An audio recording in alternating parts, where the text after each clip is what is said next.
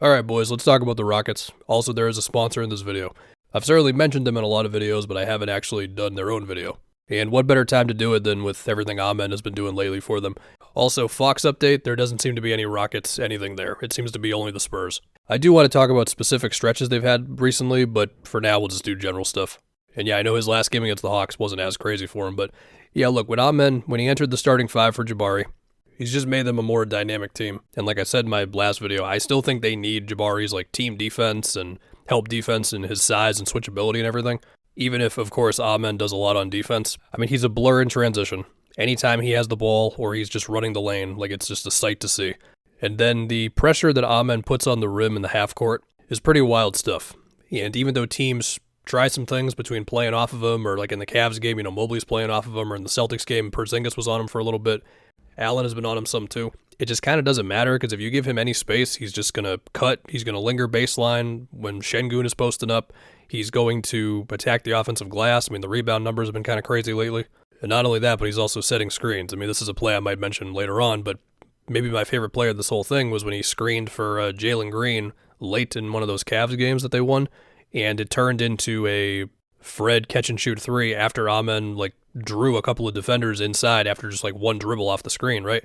And that's great because it gets Fred a catch-and-shoot three, where his catch-and-shoots have been better than his off-the-dribble threes. And whenever Amen can operate around the dunker spot as Şengün has the ball in the paint, it risks kind of clogging up the spacing, but it kind of becomes this cat-and-mouse game where if the guy guarding Amen commits to Şengün, that just might be it, because once Şengün finds Amen, you're not going to get back to him.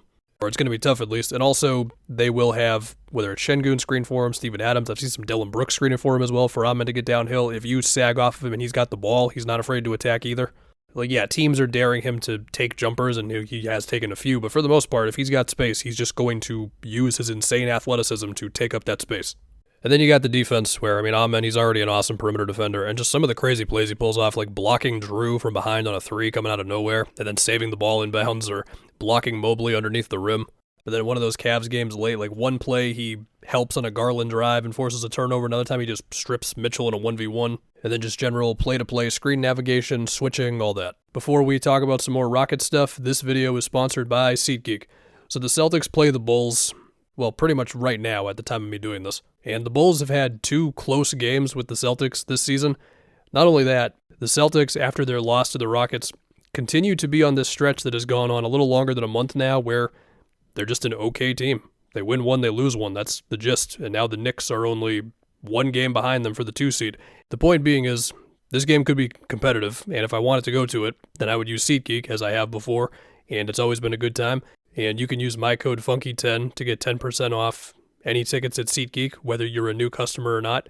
And of course, it can be for sports, but also concerts, festivals, all kinds of things.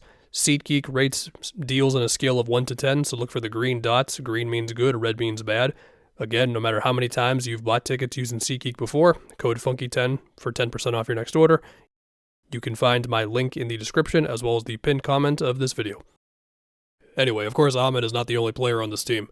I already talked about Jalen Green in my biggest questions video. Will he keep up this scorched earth streak? Looking at his last 5 games, a little more up and down, but as far as that run overall, where yes, there were still some difficult pull-up jumpers made, but a lot of it was, I thought his timing coming around screens and just finding more ways to exist in the paint as opposed to just kind of living and dying by the pull-up was good stuff. And the biggest example of that recently was, I think it was the Grizzlies game, where it was basically the dagger where he just scores over Brandon Clark, just a really physical finish off of a screen action. And then his last one against the Hawks, it was kind of a weird game for him, so he had 7 turnovers and 0 assists. That's not good. He also didn't shoot well from 3, but he also had a lot of really, really good drives off of screens where it was actually more like Fred screens and less of Şengün screens. Now let's talk Fred. I feel like Fred is getting a little more catch and shoots lately. Like NBA.com says in his last 15 games, he's taking one more catch and shoot 3 per game than what he is for the season overall. The reason I bring this up is because we all get it with Fred. He takes way more jumpers than he does shots at the rim because he's just not going to be able to get to the rim that much. And he shoots 40% on catch and shoot 3s, and he shoots 30% on pull-up 3s. And so if you can just get him a little more catch and shoots, and between encouraging Jalen Green to do a little more on the ball, and then of course Amen getting all these minutes, I think it allows Fred to just get a little more stuff created for him, which is cool. But of course, you're still going to see your Fred Şengün 2-man game. And then you got my guy Şengün, who I predicted to be an all-star this year. We'll see if he gets it. I know Şengün's efficiency is down this season, a lot of that because of the shots in the paint, but not right at the rim, although his shots at the rim are also a little down. You still see all the craftiness in the post, you still see the hook shots and the up fakes and all of it, but it's just simply not going in at the rate that it did last season.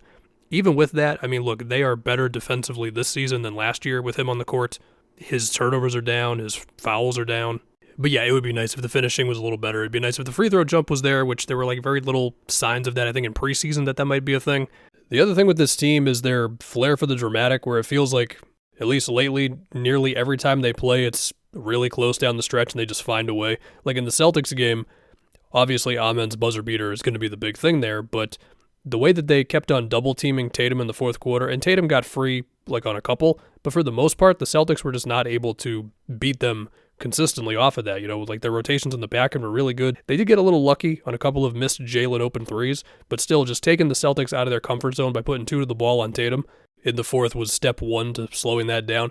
Dylan Brooks making 10 threes was also pretty crazy. You had their recent win over the Grizzlies where, I mean, they were down like double digits after Ja hits nearly a half-court three.